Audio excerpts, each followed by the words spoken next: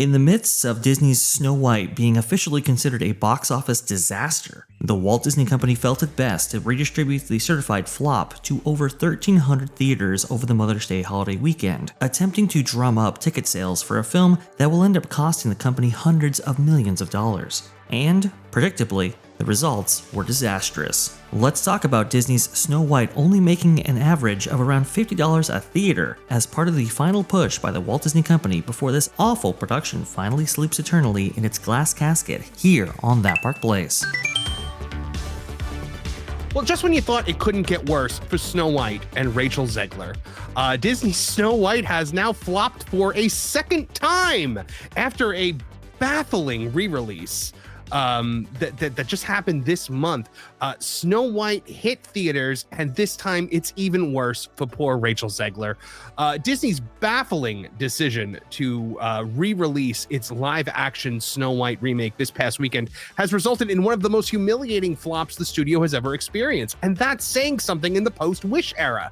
Now, initially intended as a crowd puller for Mother's Day weekend, or as I like to think, they're trying desperately to get it over 100 million domestically, Snow White was dropped into over 1,300 theaters across the United States, and the result was a pathetic haul of just over $200,000, guys, which averages $50 per theater. Not a typo, $50 per theater.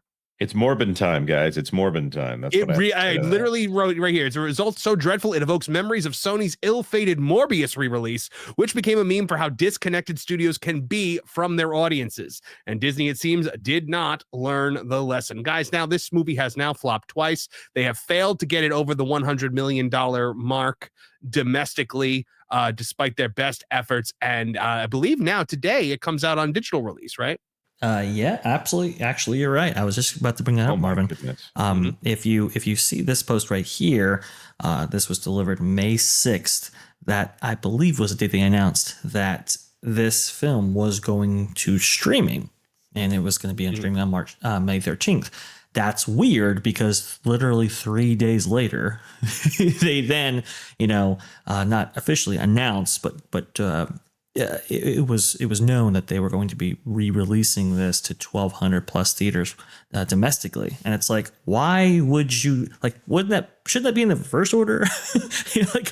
Why would you unveil when this thing could be seen on streaming at anybody's delight, I guess, either on Prime Video or maybe even later on Disney Plus? Why would you release that information and then say, oh, but it's coming back in the theaters? It just doesn't really make any sense. And you can see the numbers right here. And I think it's funny. It's like, oh, look, it's 100+%, and it's like, for that wide? Or then it was making $100,000 or so? yeah, or 200,000 or something like that. I think it's absolutely paltry what this has brought in, and I really can't explain why they would do something like this. But I think I agree with your theory, Marvin. They're trying to get it over some threshold so that everybody doesn't lose their jobs, I guess. I don't know. This is amazing.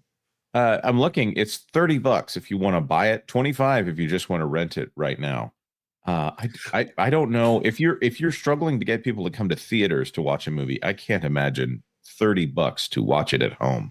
Oh no, definitely not. And that's pretty normal for digital releases now, guys. We see these big, huge price tags right up front because, well, first of all, for rentals, they don't want you to rent it; they want you to buy it, which I don't even know why they offer you the option to rent it. But seriously, this movie, I mean, just ill-fated from the start, and it gets embarrassed. Every trailer, the release, the premiere, everything was a complete and total embarrassment for this company.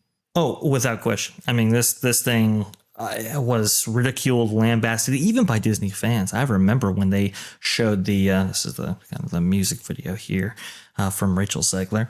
I remember when they debuted the kind of preview trailer or preview footage for D23 attendees back in, what was that? Was that what year was that? I'm going to say 2024. Right. Okay. August 2024. Well, or was it 2020? I think it was 20. Wait, the picture that was suddenly changing everything, that was right at the end of the writer's strike or the second strike. There's so many strikes.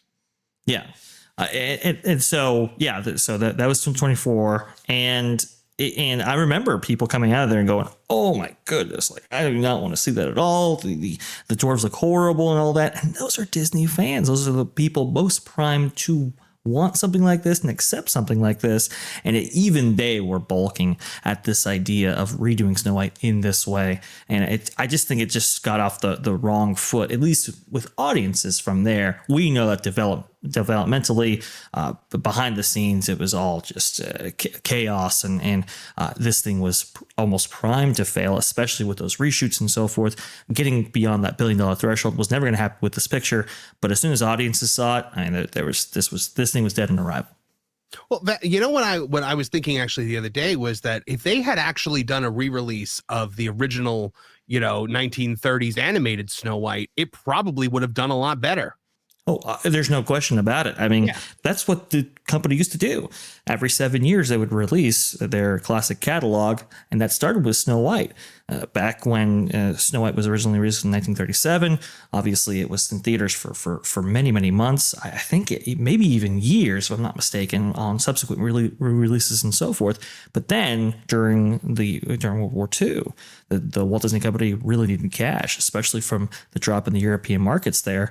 And it was, well, let's go ahead and re-release our classic catalog, starting with Snow White. And that's why it's 7 years, because it was literally 7 years from the original release that happened, and they just kept in that cadence ever since.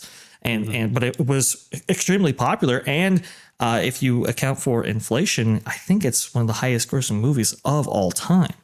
It's a fascinating thing to think about this coming out on Mother's Day, and the film itself focuses on the dad and, of course, the stepmother. I can't think of a more anti-mother film than Snow White. For real. One. The mom just dies, even though she's supposed to be the one, because they write in the line about it, her being her kingdom that's being run.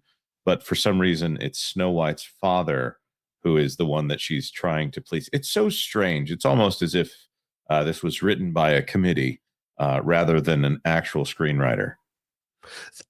There's a lot of the decisions that this company makes are just so baffling to me. Like, you have shareholders that are counting on you to make fiscally responsible decisions, and then you do something like this, putting this woman back into theaters after she's already grossly failed. Literally every time she comes up to bat, she fails. But now grossly failed for this company. I mean, you got to think that the big shareholders were marching into the office that morning.